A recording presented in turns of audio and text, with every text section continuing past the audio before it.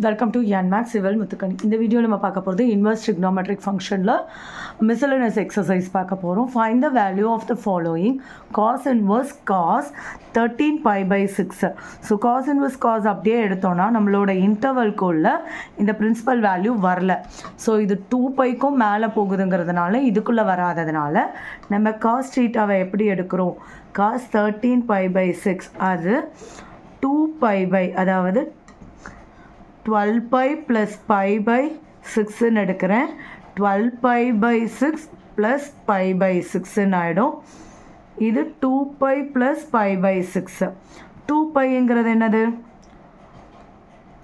cos 360 + θ. cos 360 + θ என்னது? cos θ. அப்போது cos inverse இதை நம்ம எப்படி எழுதிக்கலாம்? cos 2π + π/6 cos 360 + θ cos θ cos π/6 வந்துடும். π/6 இந்த ரேஞ்சுக்குள்ளே தான் இருக்கும். ஸோ காஸ் இன்வர்ஸும் காஸும் போயிடும். ஆன்சர் வந்து π/6.